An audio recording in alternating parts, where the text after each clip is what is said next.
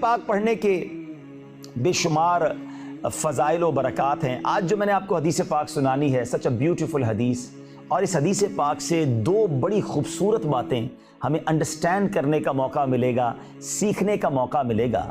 The beloved Rasul sallallahu ta'ala alayhi wa sallam has said, Inna Allah wakkala bi qabri malakan. Undoubtedly Allah Azza wa Jal has appointed an angel to my grave. A'tahu asma' al-khalaiq, who has been granted the ability to hear the voice of every creature. اس فرشتے کو اللہ نے یہ طاقت دی ہے کہ ساری مخلوق کی آوازیں سن لیتا ہے. Not only for human being, every creature. اچھا اب آگے سنیے, what is the duty of that angel? فَلَا يُصَلِّ عَلَيَّ أَحَدٌ إِلَىٰ يَوْمِ الْقِيَامَةِ إِلَّا أَبْلَغَنِي بِإِسْمِهِ وَإِسْمِ أَبِيهِ هَذَا فُلَانُ بْنُ فُلَانٍ قَدْ صَلَّ عَلَيْكَ. نبی پاک فرماتے ہیں, hence whosoever recites salat upon me until the day of judgment, the angel presents to me that person's name along with his father's name and says, so and so Fulan bin Fulan has recited salat upon you this time. Subhanallah, Subhanallah. دو بڑی خوبصورت باتیں سمجھنی ہیں. پہلی بات, وہ Angel appointed ہے, دربان ہے سرکار دو عالم علیہ الصلوۃ والسلام کے مزار پر انوار پر. نبی پاک اینجلز کے بھی آقا ہیں, ماسٹر آف اینجلز ہیں, فرشتوں کے بھی آقا ہیں. جب اس اینجل کی لسننگ پاور کا عالم یہ ہے کہ بریڈ فورڈ میں بیٹھا ہوا کوئی بندہ درود پڑھے, فرشتہ مدینے میں سن لیتا ہے, تو مجھے بتاؤ میرے آقا کی سماعت لسننگ پاور کا عالم کیا ہوگا, جو سب کے آقا ہیں ان کی لسننگ پاور کا. اچھا اس کے پاس صرف لسننگ پاور نہیں ہے, ریکگنائزیشن کیسا ہے, پاور اس کے پاس کیسا ہے, علم, وہ یہ بھی پہچان لیتا ہے کہ صلات پڑھنے والا, درود پڑھنے والے کا نام کیا ہے, اس کے فادر کا نام کیا ہے. تو جب فرشتے کے علم کا عالم یہ ہے تو میرے آقا کے علم کا عالم کیا ہوگا. تو یہ عقیدے والی بات بہت ایزیلی اس حدیث سے کلیئر ہو جاتی ہے کہ جو صلاۃ و سلام میں ہم شعر پڑھتے ہیں نا کہ دور و نزدیک کے سننے والے وہ کان, دور و نزدیک کے سننے والے وہ کان, کان لعلے کرامت پہ لاکھوں سلام. یہ تو ثابت ہو گیا اس حدیث پاک سے. Now come towards another beautiful point. وہ عشق کی بات, ایک عقیدے کی بات ہو گئی, ایک عشق کی بات. دنیا میں جس سے آپ بہت محبت کرتے ہو, رسپیکٹ, بہت لو ہو جس کا دل میں, اور کوئی آ کر آپ کو بتائے کہ آپ کو معلوم ہے آپ کا ذکر وہاں ہو رہا تھا, اس پرسنالٹی کے پاس آپ کی بات ہو رہی تھی, تو بندہ بڑا انجوائے کرتا ہے, بہت خوش ہو جاتا ہے, واقعی میرا ذکر ہو رہا تھا. فار ایگزامپل, چونکہ یہاں ماشاءاللہ دعوت اسلامی سے محبت کرنے والے بیٹھے تو بات جلدی سمجھ آ جائے گی. اگر آپ کو کوئی کہے کہ آپ کا ذکر آپ کے پیر صاحب کے پاس ہو رہا تھا, ابھی تو میں نے ایگزامپل دی ہے تو چہرے پہ مسکراہٹ آ گئی ہے, اور اگر یہ سچ ہو تو کتنا اچھا لگے گا. تو ہم کیا کہتے ہیں کہ یار واقعی میرے پیر صاحب کے پاس میری بات ہوئی تھی, ذرا بتاؤ نا کیا بات ہوئی تھی. اچھا پیر صاحب نے کیا فرمایا ہے, ایک ہی بات کو بندہ 2-3 بار سنتا ہے کہ ذرا دوبارہ بتائیں نا کیا ذکر ہوا تھا. کیوں؟ بیکاز ہم ان سے بہت پیار کرتے ہیں, رسپیکٹ ہے, ان کی بارگاہ میں ہمارا نام لیا گیا, ہمیں اچھا لگا. سچ بتاؤ ایک امتی کے لیے اس سے بڑی کیا سعادت ہوگی کہ وہ ادھر درود پاک پڑھے, ادھر فرشتہ اس کا نام بارگاہ رسالت میں لے ہے. صرف میرا نام نہیں, میرے فادر کا نام بھی. اور جتنی بار میں ریسائٹ کروں درود پاک, if I recite 100 times درود پاک a day, 100 times daily میرا نام بارگاہ رسالت میں جائے گا. یعنی یہ تو گیٹ پاس ہو گیا نا نبی پاک علیہ الصلوۃ والسلام کی بارگاہ میں میرا نام پہنچانے کا. کتنا زبردست فارمولہ ہے کہ میرا نام روز آقا کی بارگاہ میں لیا جائے. حضور آپ کا غلام ہے, بہت دور UK میں رہتا ہے, گناہ گار بھی ہے, مگر حضور آپ سے محبت بہت کرتا ہے, آپ پر روز درود بھیجتا ہے. فرشتہ بار بار میرا نام لے, میرے والد کا نام لے. دیکھو دنیا کا بھی یہ دستور ہے, یہ ٹرینڈ ہے کہ اگر کوئی بیگر, اگر کوئی فقیر آپ کے ڈور سٹیپ پر روز آئے تو آپ بھی کہتے ہیں روز آتا ہے, آج اس کا کام کر دو. یہ روز آتا ہے, بیچارہ روز آتا ہے. سچ بتاؤ جس کا نام روز بارگاہ رسالت میں لیا جائے, 200 times لیا جائے, کبھی تو میرے آقا فرشتوں سے فرمائیں گے نا کہ میرا غلام مجھے روز یاد کرتا ہے, چلو آج اس کی بگڑی بنا دیتے ہیں, آج اس کا کام کر دیتے ہیں, آج اس پر نظر فرما دیتے ہیں, میرا تو سارا کام بن جانا. یقین کریں, بلیو کریں, جو بھی کلیمٹیز ہیں، پرابلمز ہیں، ڈیفیکلٹیز ہیں، میں جانتا ہوں مجھے پرچیاں ملتی رہتی ہیں جب میں UK آتا ہوں، گھروں میں بیماریاں ہیں، فیملی پرابلمز ہیں، فائٹنگ ہے گھروں میں، جناب کاروبار کے مسائل ہیں، روزگار کے مسائل ہیں، what ever calamity you have, ایک بات یاد رکھنا، اگر نبی پاک نے ایک بار توجہ فرما لی نا، ایک بار نظر فرما لی، بریلی کے تاجدار امام عشق و محبت یہی تو سمجھاتے ہیں، کہتے قسمت میں لاکھ پیچ ہوں 100 بل 1000 کج، کہتے بہت ساری گتھیاں ہیں قسمت میں، ڈیفیکلٹیز ہیں، گھبراؤ نہیں، قسمت میں لاکھ پیچ ہوں 100 بل 1000 کج، آقا یہ ساری گتھی ایک تیری سیدھی نظر کی ہے، بس ایک نگاہ پڑھنی ہے، میرے سارے کام سیدھے ہو جانے ہیں، حضور ایک نگاہ کرم فرمائے۔ تو درود یہ وہ وظیفہ ہے، میرے اسٹوڈنٹ سے بھی عرض کروں گا، میں ٹیچر سے بھی عرض کروں گا، میں باقی اسلامی بھائیوں سے بھی عرض کروں گا، کبھی کبھی پتہ کیا ہوتا ہے، جب ہم بہت زیادہ اسٹڈیز کر رہے ہوتے ہیں، سبق پڑھ رہے ہوتے ہیں، پڑھا رہے ہوتے ہیں، تو بہت ساری جو نفلی عبادات ہیں اس سے ہم دور ہو جاتے ہیں، وہ بھی عبادت ہے، علم بھی عبادت ہے یقیناً، لیکن درود سے زبان تر رہنی چاہیے، ذکر و اذکار بھی ہونا چاہیے، یاد مصطفیٰ بھی ہونی چاہیے، یہ وہ خوبصورتی ہے آپ کی زندگی کی کہ آپ کی زندگی کا لطف دوبالا ہو جائے گا۔ آج انشاءاللہ میں کچھ ایسے بزرگوں کی بات کریں گے ہم انشاءاللہ کہ جو علم کا سمندر بھی تھے مگر عمل کا یوں سمجھیے وہ پہاڑ بھی تھے، وہ علم کے اندر بھی بہت زیادہ آگے تھے مگر عمل میں بھی کسی سے پیچھے نہیں تھے۔ اللہ ایسے بزرگوں کا ہمیں فیضان نصیب فرمائے۔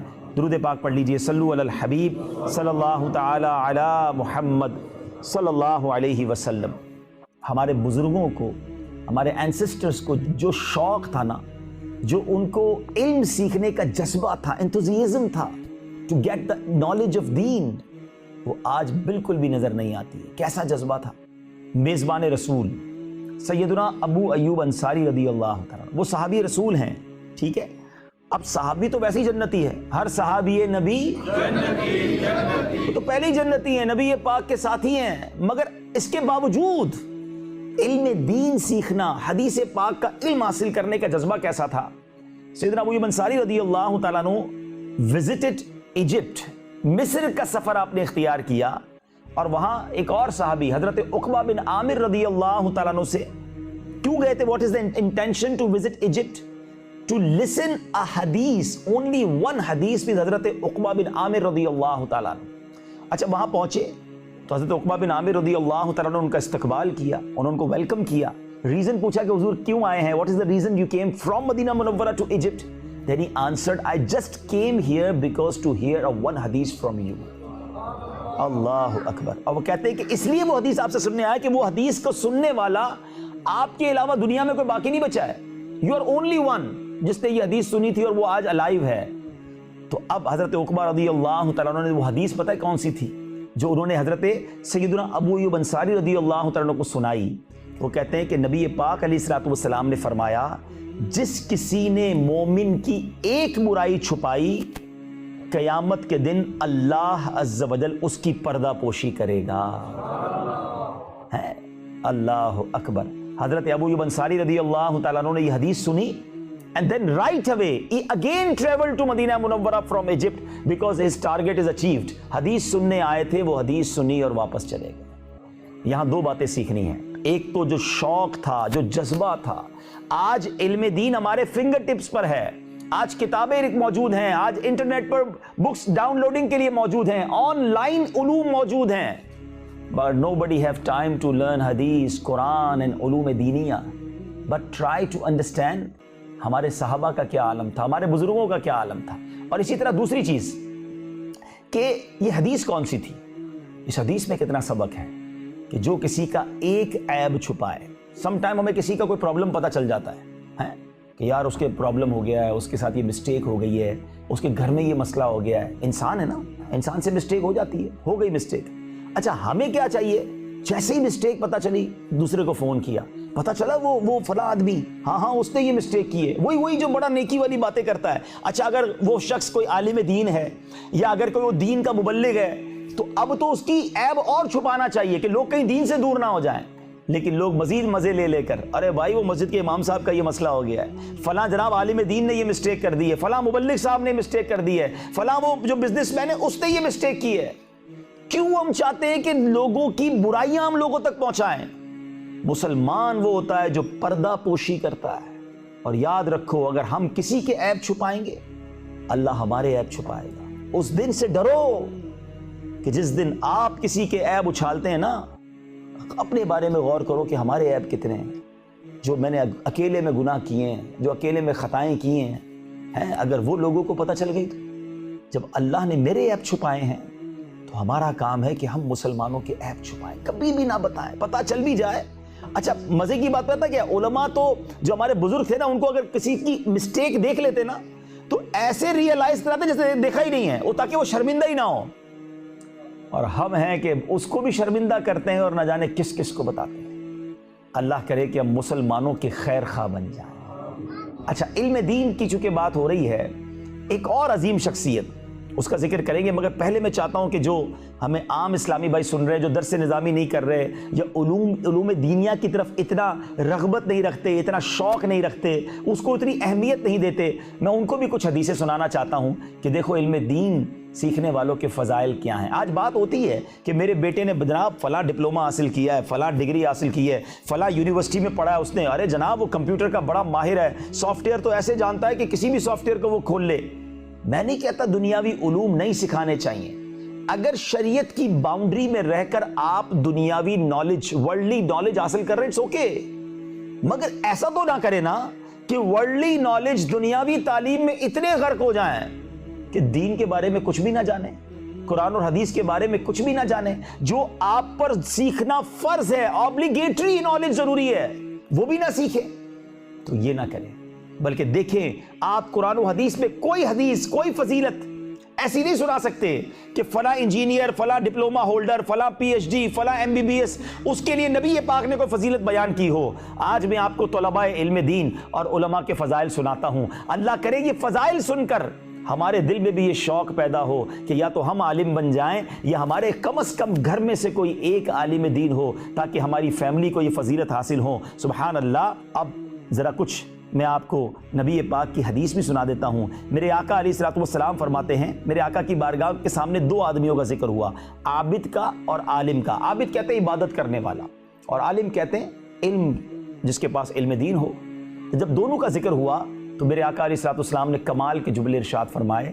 نبی پاک فرماتے ہیں، فضل العالم علی العابد کفضل علی ادناکم۔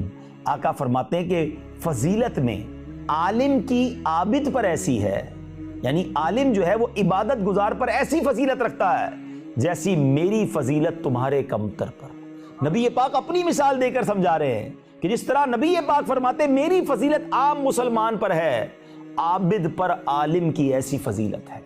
تو یہ شان ہے علماء کی، سبحان اللہ۔ ایک اور حدیث پاک میں نبی پاک علیہ الصلوۃ والسلام فرماتے ہیں قیامت کے دن علماء کی دواتوں کی سیاہی، انک پاٹ، جو انک ہوتی ہے، پاٹس کی جو انک جس پہ وہ فتویٰ لکھتے ہیں، اب تو خیر کمپیوٹر کا زمانہ آ گیا، لیکن سمجھانے کے لیے جو انک یوز کرتے ہیں وہ علم دین کے لیے، اس انک کو اور اس کے مقابلے میں بلڈ آف شہداء، فرماتے ہیں کہ شہیدوں کے لہو کو تولا جائے گا، وزن کیا جائے گا، ویٹ کیا جائے گا، اور آقا فرماتے ہیں کہ ان کے قلم کی انک جو ہے، دواتوں کی سیاہی جو ہے، وہ علماء کے خون پر غالب آ جائے گی۔ یہ ہوتا ہے عالم اور یہ ہوتا ہے علم دین، کوئی کمپیریزن ہی نہیں ہے۔ یہ جو بچے ہیں نا 6 سال 7 سال 8 سال پڑھتے ہیں، یہ قربانی ہے، خاص طور پہ یورپ میں، یو کے میں، اور دنیا کی بہت ساری چیزیں رنگینیاں انہیں کھینچ رہی ہوتی ہیں، مگر میرے بچوں میں آپ سے بھی بات کر رہا ہوں، ان اسٹڈی ٹائم کے اندر کبھی کبھی شیطان دل میں یہ بات ڈالتا ہوگا یار ہم تو پیچھے رہ گئے،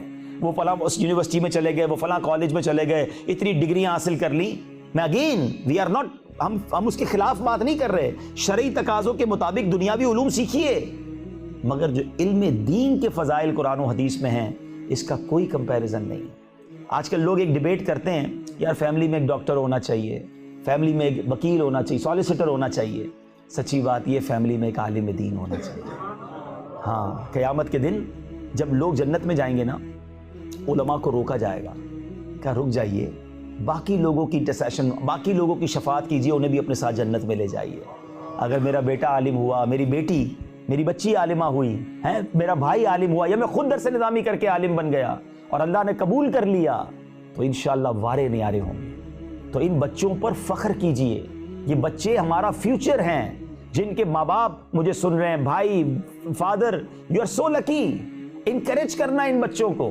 بعض اوقات ایک اور پرابلم ہوتا ہے، خاندان میں ایک بچہ عالم دین بن جائے اور دوسرا بچہ دنیا میں کچھ ترقی کر جائے، دوسرے بچے کو ڈسکریج کر رہے ہوتے ہیں کہ بیٹا دیکھو تمہارا بھائی کتنا آگے بڑھ گیا۔ ارے ٹھیک ہے، وہ پاؤنڈ کما کے لا رہا ہے، یہ بیٹا تمہیں جنت میں ساتھ لے جائے گا۔ حافظ قرآن بچے کی قدر کرو، عالم دین بچے کی قدر کرو۔ ہم نے ایسے بھی لوگ دیکھے کہ ماشاءاللہ جو سعادت مند والد ہوتے ہیں وہ اپنے عالم دین بیٹے کی عزت کر رہے ہوتے ہیں کہ میرا بیٹا میری آنکھوں کا نور ہے۔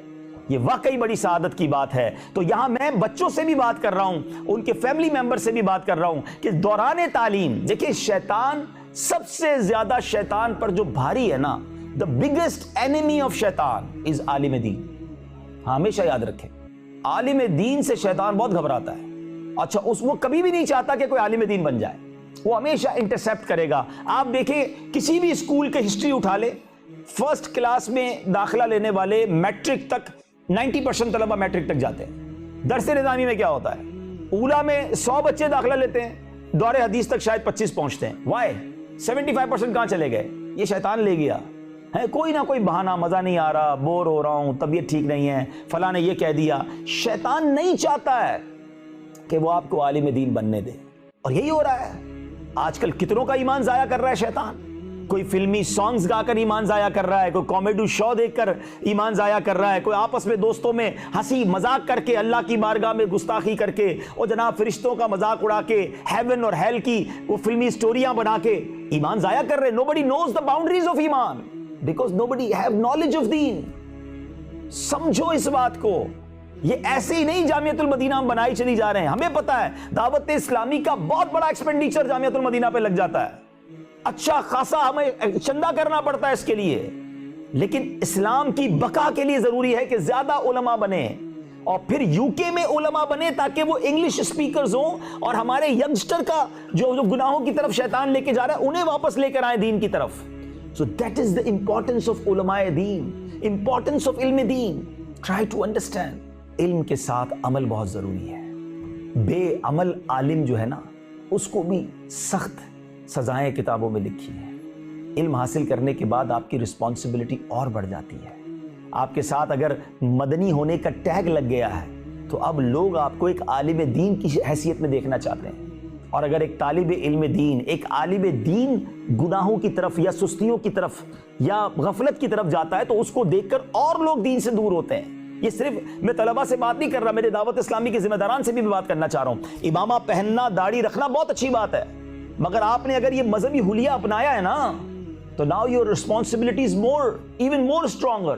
آپ نے اور اب احتیاط کرنی ہے کہ جب داڑھی والے کو لوگ جھوٹ بولتے دیکھتے تو کہتے ہیں دیکھو یہ داڑھی والا ہے، امامے والے کو وعدہ خلافی کرتے دیکھتے ہیں تو اور برا بھلا کہتے ہیں۔ تو ہمیں یقیناً یہ سنتیں اپنانی ہیں، مگر یہ ہیں لباس کی سنتیں، کردار کی سنتیں کون اپنائے گا؟ کیا صرف داڑھی رکھنا سنت ہے؟ صرف امامہ پہننا سنت ہے؟ سیدھے ہاتھ سے صرف کھانا ہی سنت ہے؟ سچ بولنا بھی سنت ہے، وعدہ پورا کرنا بھی سنت ہے، معاف کرنا بھی سنت ہے، نرمی سے بات کرنا بھی سنت ہے، پڑوسیوں کا خیال رکھنا بھی سنت ہے، بڑوں کے ساتھ ادب سے بات کرنا بھی سنت ہے، بچوں پر شفقت کرنا بھی سنت ہے، اگر پرومس کیا ہے تو اس کو پورا کرنا بھی سنت ہے۔ تو یہ والی سنتیں ہمارے اندر کب آئیں گی؟ تو پلیز، اگر ہم نے ایک تو نالج حاصل کر لی ہے، اور دوسرا اگر ہم نے ماشاءاللہ اپنا اپیرنس بھی مذہبی حلیے والا اپنایا ہے، تو we need to correct ourselves from our heart۔ کردار یہ بڑا امپورٹنٹ ہے۔ مجھے بتائیے نا، سرور کائنات علیہ الصلوۃ والسلام نے جو فرسٹ اناؤنسمنٹ کیا تھا، اسلام کی طرف لوگوں کو بلایا تھا، اعلان نبوت فرمایا تھا، وہ کون سی ایج تھی میرے آقا کی؟ 40 ایئرس کی ایج میں، 40 سال کی عمر تک نبی پاک نے کیا کیا تھا؟ اپنا کردار ہی تو پیش کیا تھا، لوگوں کے ساتھ میل ملاپ ہی تو تھا۔ اور جب نبی پاک نے کوہ صفا پر سٹینڈ اپ ہو کر جو اناؤنسمنٹ کیا تھا کہ بتاؤ لوگوں میں کون ہوں، ہو am I، تو لوگوں نے کیا کہا تھا؟ آپ صادق ہیں، آپ امین ہیں۔ ابھی اعلان نبوت نہیں کیا، ابھی اسلام کی بات نہیں کی تھی، مگر وہ کردار تھا کہ لوگ ماننے پر مجبور ہو گئے کہ آپ سچے ہیں، آپ امانت دار ہیں۔ مجھے بتاؤ نا، صادق آقا کا امتی جھوٹا کیسے ہو سکتا ہے؟ امین آقا کا امتی بے ایمان کیسے ہو سکتا ہے؟ ہمارا کردار، واللہ میرے طلباء، میرے اساتذہ، میرے مدنی، میرے نگران دعوت اسلامی کے، میں سب سے بات کر رہا ہوں، جس کے ساتھ یہ ٹیگ لگ گیا ہے نا، یہ امیر اہل سنت کا مرید اور دعوت اسلامی کا رسپانسبل ہے، اس سے تو مل کے مزہ آ جائے یار، کہ یہ دعوت اسلامی یار کیا سچ بولتے ہیں، کیا مسکراتے ہیں، کیا محبت سے ملتے ہیں، کیا وعدے پورے کرتے ہیں، ہم سے کوئی کاروبار کرے تو اسے ٹینشن نہ ہو، ہم سے کوئی رشتہ کرے تو اسے ٹینشن نہ ہو۔ یہ ہے اسلام، کہ ہمارے اندر سے نبی پاک کی سنتیں چھلکنی چاہیے۔ صرف چہرہ سنتوں والا اور کردار اگر برا ہوگا تو کیسے کام ہوگا؟ ہمارے اسلاف سبحان اللہ، ان کا پڑوسی بھی ان سے خوش ہوتا تھا، ان کا پڑوسی انہیں تنگ کرتا تھا مگر وہ اسے دعائیں دیتے تھے۔ امام اعظم ابو حنیفہ کتنے بڑے امام ہیں، وقت کے امام، فقہ کے امام۔ آپ کا ایک پڑوسی شرابی تھا اور روز شراب پی کے گل گپاڑا کرتا تھا، شور شرابہ، آپ کا آرام میں خلل۔ آپ تو پڑھنے لکھنے والے، عبادت کرنے والے آدمی تھے، ساری رات شور کرتا تھا۔ ایک رات شور کی آواز نہیں آئی، there is no shout۔ ہم جیسا آدمی بولے جان چھوٹی، چلو بھائی سکون سے سو جاؤ۔ امام اعظم نے کہا چیک تو کرو کدھر گیا وہ شرابی، آج ہنگامہ نہیں ہے؟ پتا چلا کہ اس کو پولیس پکڑ کے لے گئی۔ ہم کیا کہیں، چلو جان چھوٹی، ہم تو پہلے ہی چاہتے تھے اس کو اٹھا کے لے جائے۔ آپ اس زمانے کے خلیفہ کے پاس پہنچ گئے کہ میرے پڑوسی کو تم اٹھا کے لے آئے ہو۔ کہا حضور آپ ہمیں بتاتے، آپ ہمارے دربار تک آ گئے، امام آ گئے۔ تو آپ نے فرمایا میرے پڑوسی کو چھوڑ دو۔ اچھا، امام اعظم چونکہ چلے گئے تھے اس خلیفہ کے دربار میں، تو خلیفہ نے آرڈر کیا کہ کل رات جتنے لوگ پکڑے گئے سب کو آزاد کر دو۔ امام اعظم آئے ہیں، ان کی رسپیکٹ ہے۔ امام اعظم اپنے پڑوسی کو لے کر واپس آ گئے۔ پڑوسی کہتا ہے حضرت ساری زندگی تنگ کرتا رہا اور آپ مجھے چھڑانے آ گئے۔ امام اعظم نے کچھ اس طرح فرمایا پڑوسی کا بھی تو حق ہوتا ہے نا۔ اس نے توبہ کی، شراب پینے سے توبہ کی، گناہوں سے توبہ کی اور ایک نیک انسان بن گیا۔ یہ ہے کردار۔ اے میرے پیارے اسلامی بھائیوں، ہمیں اپنے صرف گفتار سے نہیں، کردار سے بھی مسلمانوں کو قریب کرنا ہے۔ کبھی ہمارے کردار کے بارے میں کوئی انگلی نہ اٹھائے، کیونکہ ہم اس آقا کے امتی ہیں کہ جو سبحان اللہ نبی پاک کا تو جو جتنا قریب ہوتا گیا نا، وہ اتنا دیوانہ ہوتا گیا۔ نبی پاک علیہ الصلوۃ والسلام کی جو شان ہے نا، اس میں بہت ساری، یقیناً نبی پاک کی تو اتنی تعریف کریں کم ہے، اتنے سارے واقعات ہیں، مگر ایک اور لاجیکلی چیک کریں نا کہ دنیا میں پتہ کیا ہوتا ہے، جو بہت فیم پرسنالٹی یا بہت بڑی پرسنالٹی ہو نا، دور سے بڑی اچھی لگتی ہے، کیونکہ اس کے ہم یا تو بیان سنتے ہیں یا اس کی کوئی بات سنتے ہیں، اگر وہ نعت خواں ہوتا ہے تو اس کی نعت سنتے ہیں، یا نارملی اگر دنیاوی آدمی ہوتا ہے تو اس کی سپیچ لوگ سن رہے ہوتے ہیں، سنگر ہوتا ہے تو اس کے گانے سن رہے ہوتے ہیں، دور سے بڑا بندہ پسند کرتا ہے، دیوانہ ہو جاتا ہے۔ لیکن بعض اوقات کسی بڑی پرسنالٹی کے قریب جائے نا تو بندہ کہتا ہے یار یہ تو ویسا نہیں جیسا میں سمجھ رہا تھا، غصے والا ہے، ڈانٹتا ہے، جھڑکتا ہے، پراؤڈی ہے، بہت سارے پرابلم سامنے آتے ہیں۔ سرور کائنات علیہ الصلوۃ والسلام کی شان دیکھو، جو جتنا قریب ہوتا گیا اتنا دیوانہ ہوتا گیا۔ سب سے پہلے ایمان کون لایا؟ سب سے پہلے مردوں میں ایمان کون لایا؟ سیدنا ابو بکر صدیق رضی اللہ عنہ۔ بچوں میں سب سے پہلے ایمان کون لایا؟ جو آپ کی گود میں بڑے ہوئے ہیں، وہ اپنی آنکھوں سے جلوہ جانا دیکھ رہے تھے، آقا کی مبارک عادتیں دیکھ رہے تھے۔ جیسے ہی نبی پاک نے اعلان نبوت کیا، مولا علی شیر خدا کلمہ پڑھے اور آقا کے دامن سے وابستہ ہو گئے۔ عورتوں میں سب سے پہلے ایمان کون لایا؟ سب سے قریب نبی پاک کی زوجہ محترمہ بی بی خدیجۃ الکبریٰ رضی اللہ تعالیٰ عنہ۔ یہ کیا تھا؟ یہ اس کے پیچھے راز کیا ہے؟ وہ کردار تھا، وہ دن رات دیکھ رہے تھے، وہ آقا کی ادائیں دیکھ رہے تھے۔ اب میں تھوڑا سا جس کو کہتے ہیں چپتا ہوا سوال کر لیتا ہوں، اپنی بیٹھے نا، اپنوں سے ہی بات ہو رہی ہے، چپتا ہوا سوال۔ ہماری فیملی ہم سے متاثر ہے، ہمارے قریب کے لوگ ہم سے متاثر ہیں، دور والے بڑے متاثر ہیں۔ ہاں، مسجد میں جائیں تو نمازی کہتے ہیں دعا کرنا، کبھی امی نے کہا دعا کرنا، کبھی ہماری وائف نے کہا کہ میرے سر میں درد ہے ذرا دم کر دیں، بچے نے کبھی کہا ابو ذرا آج پریشان ہوں دعا کر دیں یا میرے دم کر دیں، یا کبھی ہمارا کبھی بیچارے اسلام میں ہوتے ہیں، کہتے ہیں حضرت اپنا کھانا ہمیں دے دیں بچا ہوا، تبرک دے دیں، ان کو کیا پتا ہمارا کیا حال ہے۔ کبھی گھر والوں نے کہا کہ اپنا بچا ہوا کھانا بچائیے گا، دیٹ از دا کوسچن۔ ہاں، گھر والوں کو تو پتا ہے اس کے دم میں دم ہی نہیں ہے۔ تو ایسا نہ کریں، اللہ کرے کہ ہم اللہ کی رضا کے لیے جیسے ہم لوگوں میں ہیں ویسے ہم اکیلے میں بھی ہوں، ہماری خلوت اور ہماری جلوت یہ دونوں اچھی ہو جائے، باطن اور ظاہر دونوں صاف ہو جائے۔ اللہ کرے ہم باعمل ہو جائیں، جو واقعی علماء دین ہے نا، علماء حق ہیں، علماء ربانی ہیں، اللہ ان کا ہمیں صدقہ عطا فرمائے۔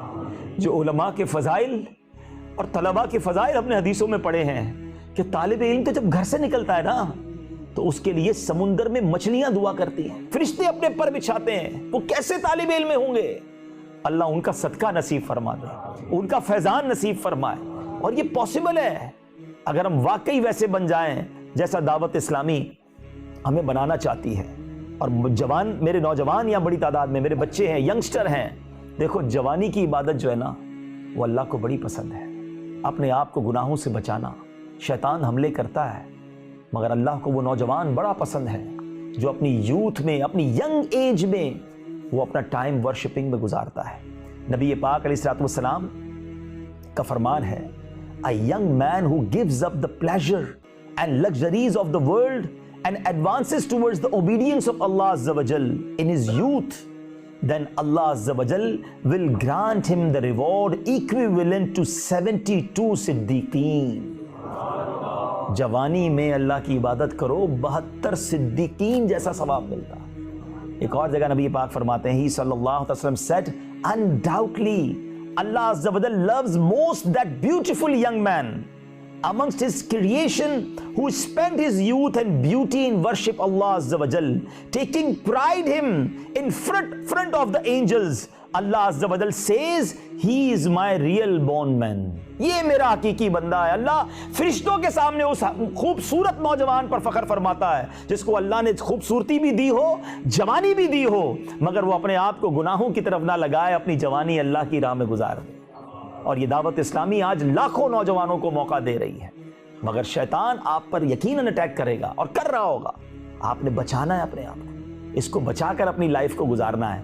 ایک بار ایک بزرگ کو دیکھا گیا کہ 100 ایئرس کی ان کی ایج تھی، تو کسی نے پوچھا ان سے کہ حضور آپ کی 100 ایئرس کی ایج ہے اور آپ بالکل ٹھیک ہے، آئی سائٹ بھی ٹھیک ہے، دانت بھی صحیح ہیں، آپ کی لسننگ پاور بھی اوکے ہے، تو کیا کمال کا آپ نے جواب دیا؟ آپ کہتے ہیں کہ میں نے اپنے پارٹ آف دا باڈیز کو اپنی یوتھ، ینگ ایج میں اللہ کی نافرمانی میں یوز نہیں کیا، اس کو سنز میں نہیں لگایا۔ اللہ کریم نے بڑھاپے میں، میری اولڈ ایج میں میرے پارٹ آف دا باڈی کو سلامت رکھا۔ اگر اپنا بڑھاپا اچھا چاہتے ہو نا تو اپنی جوانی پاکیزہ گزارنا۔ اللہ کرے کہ ہم اللہ کی عبادت میں زندگی گزارنے والے بنیں، نبی پاک کی سنتوں پر عمل کرنے والی زندگی گزاریں۔ آمین بجاہ النبی الامین صلی اللہ علیہ وسلم۔